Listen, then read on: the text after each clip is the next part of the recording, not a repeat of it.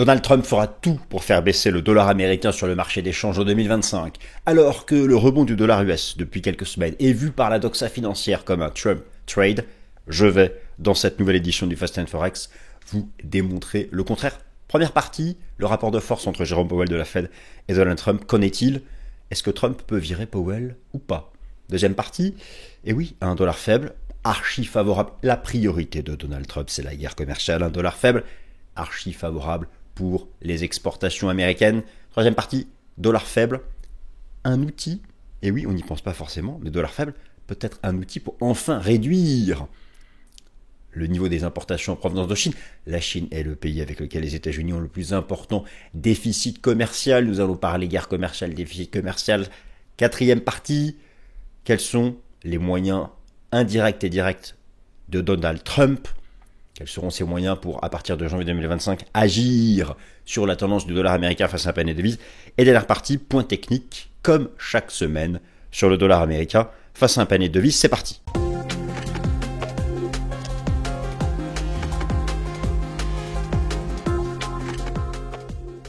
C'est parti, on attaque le Fast and Forex. Donald Trump fera tout pour faire baisser le dollar américain en 2025, alors que le consensus est que le dollar pourrait être haussier. Car politique budgétaire inflationniste de Donald Trump en 2025, je pense le contraire, ou en tout cas, il ne faut pas écarter l'hypothèse que le dollar finisse par baisser en 2025. D'ailleurs, lors du premier mandat de Trump, ce fut le cas. Alors, le dollar US, tout d'abord factuellement, le dollar US vient de reprendre sa place de leader sur le FX dans le sillage de la victoire de Donald Trump à l'élection présidentielle américaine. Effectivement, vous avez sous les yeux la performance des devises majeures du Forex en 2024, chaque devise étant classée par son ticker. Le ticker du dollar américain face à un panier de devises, c'est DXY.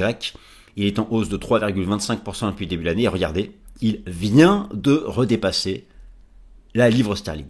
C'est intéressant parce que le dollar US face à un panier de devises avait carrément pris la dernière place à la fin du mois de septembre. Et le voilà un mois et demi plus tard, à nouveau leader du marché des changes, effectivement. Donc, cette hypothèse du dollar US en hausse comme étant un Trump trade tient la route pour le moment. En tout cas, ce sont les anticipations de davantage d'inflation. Mais voilà, les choses pourraient être complètement différentes. Connaissons d'ailleurs la personnalité, examinant ce que fut la politique change de Donald Trump lors de son premier mandat et sa personnalité pour agir sur la politique monétaire. La doxa financière se plaît à penser que le second mandat de Trump sera aussi pour le dollar US, mais c'est faire fi de la priorité de Trump, c'est la guerre commerciale. Il pourrait à nouveau faire pression pour affaiblir le dollar américain sur le marché des changes. Alors effectivement, je vous rappelle que lors du... Alors vous avez sous les yeux le fameux DXY, donc, qui est en reprise. Alors c'est un range, donc il va dans le haut du range. Ça, j'examine ça dans la partie analyse technique en fin de vidéo.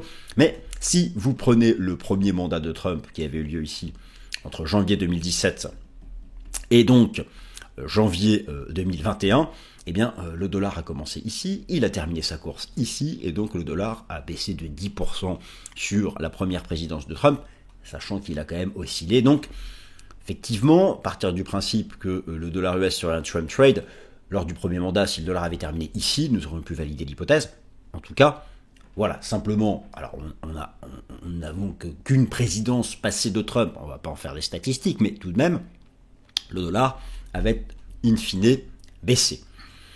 Et oui, car la priorité de Trump, c'est ça, chers amis, réduire absolument le déficit commercial des États-Unis. Vous avez sous les yeux la représentation graphique de la balance des transactions courantes aux States, aux States, nos grands amis nord-américains, avec un déficit commercial qui dépasse les 80 milliards de dollars. Vous avez ici l'évolution mois après mois. La tendance n'est pas bonne du tout.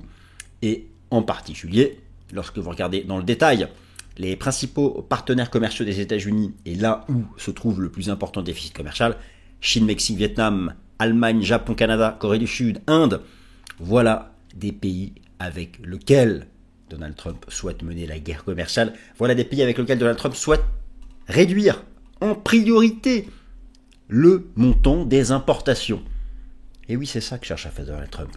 Naturellement qu'il veut booster les exportations, mais sa priorité c'est de réduire la case importation, et cela peut passer par un dollar américain faible. C'est ce que nous allons voir dans cette vidéo. Alors me direz-vous, oui, Donald Trump n'est pas à la tête de la Réserve fédérale des États-Unis. Donald Trump n'a aucun impact direct sur le marché des changes. Donald Trump n'est pas le patron de la Réserve fédérale des États-Unis. La politique monétaire est indépendante. Je vous en ai parlé dans le Fast and Forex de la semaine dernière, mais vous allez voir qu'il existe des moyens et que le président américain ayant désormais tous les pouvoirs, la Maison-Blanche, le Sénat, la Chambre des représentants, ne se privera pas d'utiliser des moyens, qu'ils soient directs ou indirects. Mais effectivement, Donald Trump ne peut pas, he cannot replace Jay Powell before février 2026. Le président des États-Unis n'a pas le pouvoir direct de remplacer le président de la Réserve fédérale des États-Unis. Vous avez ici l'historique de tous les patrons de la Fed depuis plus d'un siècle. Le président de la Fed est nommé par le président des États-Unis, doit être confirmé par le Sénat. Jusque-là, pas de souci, sachant que les républicains détiennent les 3 places. Sénat républicain, Chambre des représentants, Congrès et Maison-Blanche. Le mandat, je vais trop vite, le mandat de Jérôme Powell est de 4 ans. Son mandat court jusqu'au mois de février 2026. Le président des États-Unis ne peut pas révoquer le président de la Fed. Et donc, l'idée peut-être qu'il souhaiterait mettre un président de la Fed acquis à sa cause, un président de la Fed pour agir à la baisse sur le dollar US. Rappelez-vous les communications de Trump lors de son premier mandat. Il était contre un dollar trop fort, pour 1000 raisons liées à cette guerre commerciale, que je vais vous rappeler lors des prochains slides. Mais il ne peut pas. Voilà. Alors, une destitution du patron de la Fed peut se produire. Mais pour cela, il faut des raisons qui soient dans un cadre, qui ne soient pas dans le cadre économique, qui ne soient pas dans le cadre du désaccord entre le président des États-Unis avec la politique monétaire que mène la Fed. Cela peut être une faute grave, des infractions légales ou éthiques, une négligence flagrante, mais il n'y a rien en fait qui soit lieu à la politique qui concerne la politique monétaire de la Fed. Sauf si Donald Trump arrive à démontrer que cette politique monétaire serait irresponsable. Mais là, pour le coup, la tâche peut sembler ardue. Donc, en pratique, beaucoup plus qu'en théorie, en pratique, il y a donc des protections qui sont en place pour protéger l'action monétaire que mène Jérôme Powell, au moins jusqu'à février 2026. Alors, le mandat de Donald Trump va courir pendant 4 ans, donc il aura effectivement la possibilité à partir de février 2026, mais vous allez voir que dès 2025, il ne se privera pas d'agir à travers donc un certain nombre d'outils. Il ne se privera pas d'agir à travers un certain nombre d'outils, car un dollar faible, rappelez-vous, la priorité de Donald Trump, c'est ça. C'est de réduire le maximum possible le déficit commercial. Nous savons qu'il a dans son viseur essentiellement la Chine et l'Allemagne, mais d'autres pays avec lesquels, ici, les États-Unis ont un déficit commercial important, restent aussi en ligne de mire, la priorité restant donc la Chine et l'Allemagne. Donc le taux de change face au yuan et le taux de change face à l'euro. Alors, lors de la première présidence de Donald Trump, ce que je vous ai montré tout à l'heure, c'est qu'au final, le dollar US a oscillé, mais qu'in fine, il a terminé ici en baisse lorsque vous faites le delta entre l'arrivée au pouvoir de Donald Trump et le départ de Donald Trump du pouvoir. Alors, un dollar américain, ça peut paraître assez logique, mais la première chose, c'est booster l'industrie exportatrice des États-Unis.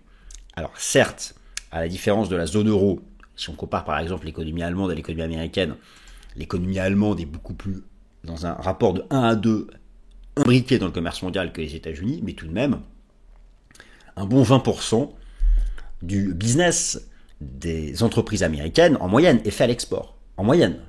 Alors, il y a bien sûr d'autres, des secteurs qui sont beaucoup plus impliqués, beaucoup plus imbriqués dans le commerce mondial aux États-Unis, en particulier donc le secteur technologique, électronique, matériel informatique, logiciel, bon, ça, les géants de la tech US, les fabricants de semi-conducteurs qui sont en concurrence directe avec ce qui se fait en Asie, en concurrence directe avec les produits technologie qui sont importés de Chine. Bien sûr, l'industrie aérospatiale, la concurrence directe là est en grande partie vis-à-vis de l'Europe. Le secteur de l'énergie, l'industrie agricole, produits chimiques et pharmaceutiques, et le secteur automobile et les matériels de transport, où alors là, la guerre commerciale est gigantesque avec les pays d'Asie, que ce soit la Chine ou l'Allemagne. Et on sait que pour Donald Trump, le secteur automobile, la fabrication de véhicules, et en fait toutes les filières, tous les sous-traitants, c'est quelque chose qui est très important pour Donald Trump, surtout qu'une grande partie de son électorat est venue de ces zones industrielles, partie un peu sur tout le territoire des États-Unis. Donc le dollar faible peut avoir donc peut-être un outil majeur pour booster les exportations de ces 6 grands secteurs: technologie, industrie aérospatiale, énergie, secteur agricole, produits chimiques, pharmaceutiques, industrie automobile, avec lequel les États-Unis sont en forte concurrence avec l'Europe et l'Asie essentiellement. Donc ça, c'est effectivement une première chose. Ça peut paraître assez logique. Mais en réalité, le dollar faible peut avoir peut-être un outil encore plus intéressant pour réduire les importations en provenance de Chine.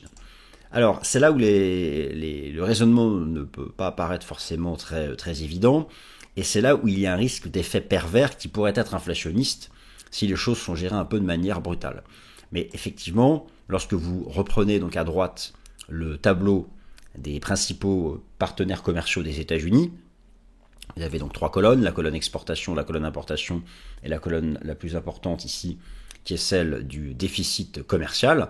Eh bien, le déficit commercial est très important avec la Chine, le Mexique, le Vietnam, l'Allemagne, le Japon, le Canada, la Corée du Sud et l'Inde, et en grande partie pour des importations industrielles, des importations aussi du côté du secteur de la tech. Donc, des importations qui viennent directement concurrencer les secteurs stars de l'économie américaine. Alors, souvent, ce sont des importations de produits en amont, de composants, pas forcément les produits finis, mais tout de même en concurrence directe avec ce qui est le fleuron de l'industrie américaine. Alors, un dollar faible peut réduire les importations des États-Unis en provenance de Chine notamment. C'est vraiment le pays, c'est la priorité. Ce fut, rappelez-vous, et même pendant toute la campagne présidentielle, Trump, c'était un des mots qui revenait le plus à sa bouche. China, China, China, c'est son obsession. Après, on peut effectivement comprendre, lorsqu'on regarde les chiffres, il n'y a pas photo. On parle parfois de l'Allemagne, mais finalement, en comparaison du déficit commercial avec la Chine, l'Allemagne peut paraître être un petit client. Alors, l'idée, c'est de rendre les produits importés plus chers. Alors, pour les consommateurs, ça, c'est le risque, mais surtout pour les entreprises américaines. Alors bien sûr, si les produits importés deviennent plus chers pour les entreprises américaines, le raisonnement, c'est qu'elles se tournent du coup vers la production domestique, sachant que dans un premier temps, cela peut avoir des effets inflationnistes, le temps de remettre en place toute la structure logistique. Certaines entreprises, dans un premier temps, vont forcément avoir besoin de continuer d'importer les produits en provenance de Chine, le temps de mettre en place une nouvelle chaîne logistique favorable aux produits intérieurs, ce qui mécaniquement peut se traduire par une hausse de l'inflation aux États-Unis, et c'est justement pourquoi c'est là où Donald Trump cherchera à faire son maximum pour mettre la pression sur la politique monétaire et pour peut-être faire de l'inflation un objectif moins important. Vous allez voir en dernière partie de vidéo qu'il a quelques outils. Donc effectivement, premier intérêt d'un dollar faible, l'augmentation du coût des importations. Lorsque le dollar américain se déprécie face au yuan chinois, j'ai pris l'exemple ici du yuan parce que le déficit commercial est le plus important avec la Chine. Il faut plus de dollars pour acheter la même quantité de produits importés de Chine. Cela signifie que les biens chinois deviennent plus coûteux pour les entreprises américaines, ce qui peut réduire la demande d'importation et réorienter vers le marché intérieur US. Finalement, le raisonnement est ici. Tout d'abord, réduire bien sûr le déficit commercial et réorienter le business vers l'économie intérieure.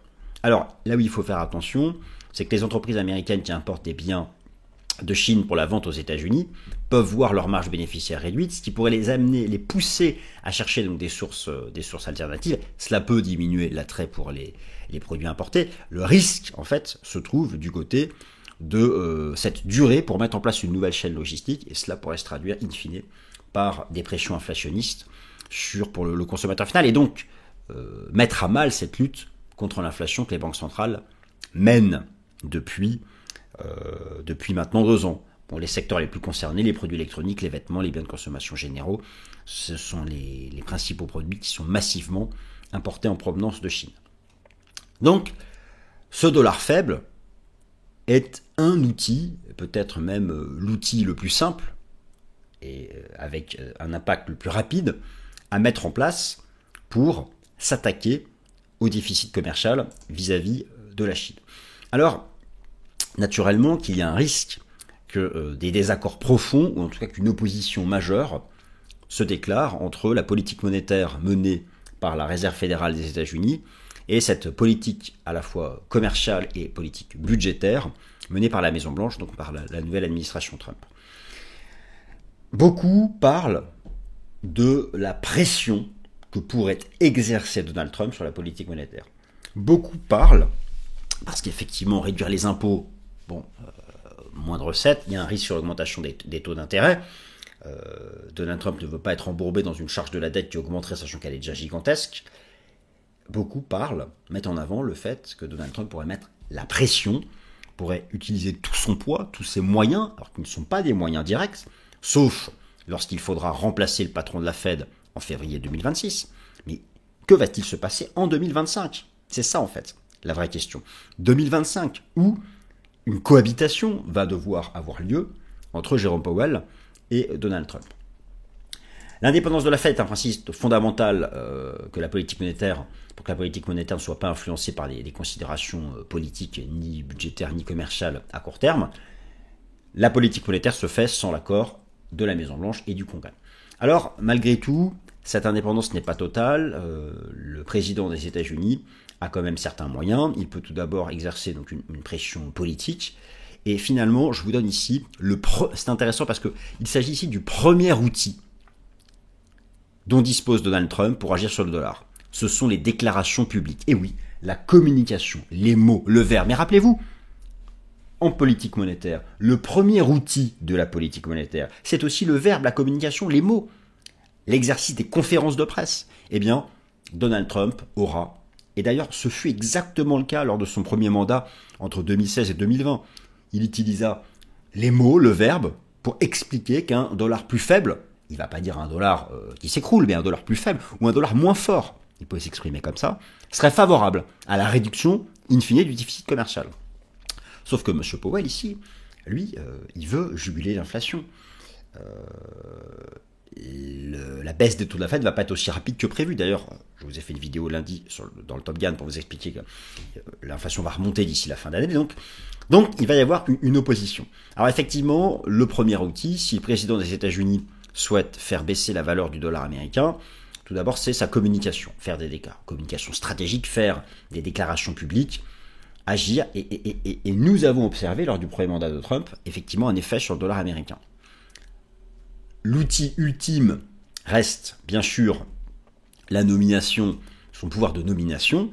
Alors, il ne peut pas révoquer Jérôme Powell avant février 2026, sauf faute grave, sauf faute lourde, ça va être ici. Et ça ne doit pas concerner un désaccord quant à la politique monétaire qui est menée, donc il va falloir forcément cohabiter. Et ça va être un exercice de communication, et je pense que les deux personnes ici vont se rendre coup pour coup. Enfin, après, ça dépend. Bon, si l'inflation, dès le début d'année prochaine, repart en direction de la trajectoire de la Fed, tout le monde sera content. Et à ce moment-là, les taux pourront continuer de baisser et Donald Trump n'aura pas besoin d'agir. Mais ce que je veux dire, c'est que dans le cas contraire, dites-vous bien une chose, c'est qu'à un moment ou à un autre, il faut arrêter de qualifier le rebond du dollar US comme un Trump trade, parce que vous allez voir qu'il va faire pareil que lors de son premier mandat, il communiquera en faveur d'un dollar qui ne soit pas trop fort.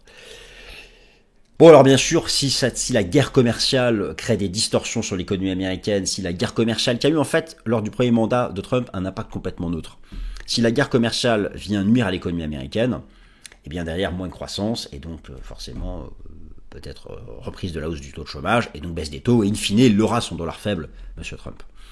En tout cas, voilà, retenez que Donald Trump peut essentiellement en fait communiquer et exercer une pression, c'est quand même, c'est comment dire, la communication, c'est son job à M. Trump. Ce fut son job dans le privé. Dans l'espace politique, c'est l'as de la com. Il ne va pas s'en priver pour influencer la politique monétaire. Donc oui, Donald Trump pourrait faire son possible pour faire baisser le dollar américain en 2025. Et donc le dollar US à ce moment-là ne serait plus un Trump trade. Et maintenant, point de situation technique, comme d'habitude, sur le dollar américain face à un panier de devises. Où en est-il? Alors, écoutez, la configuration technique reste la même, à savoir donc ici une phase de trading range, que j'appelle vague B, qui dure et qui dure maintenant depuis plus de 2 ans. Donc effectivement, tout a commencé depuis la divergence haussière ici de début septembre. Toute cette phase de remontée qui est liée avec, pour le moment, qui est liée à l'arrivée de Trump, l'élection de Trump, la victoire de Trump à l'élection présidentielle, mais c'est aussi en grande partie lié à la remontée des indicateurs avancés d'inflation et au fait que l'économie américaine ici il y avait eu une thématique de la récession de l'économie américaine cet été qui est complètement tombée à l'eau, et donc bas du range, le marché remonte en haut du range. Alors dans l'immédiat, le dollar US, quand j'enregistre cette vidéo, teste ici cette ligne de tendance. Je n'ai pas la version finale de la bougie, donc nous allons attendre la clôture. Une clôture au-dessus de cette trendline fait que le marché ira rechercher les 107, le haut du trading range, et là ça va jouer sur l'inflation US. Bien sûr, si on échoue sur la trendline, le marché reviendra ici en direction du sud. Et je vous avais donné comme pivot il y a une semaine la moyenne mobile à 200 jours. Et vous voyez donc dès la reprise de la MM200, le marché est reparti en tendance haussière. Alors, l'euro-dollar, lui, à contre-courant, arrive dans la partie basse de son range. Donc vous avez ici quand même deux marchés. L'euro-dollar qui arrive dans le bas du range, le dollar US qui arrive dans le haut du range. Et ici, ce sont vraiment les fondamentaux. Et effectivement, si l'inflation US devait vraiment se remettre à accélérer fortement, eh bien attention à un scénario qui verrait le dollar sortir de ce range. Mais pour le moment, nous n'en sommes pas là. Et moi, je ne serais pas surpris qu'ici, déjà, on ait une phase de stabilisation et que le marché se cherche. Mais en tout cas, voilà, effectivement, le marché tend pour le moment en direction de la partie haute de son trading range.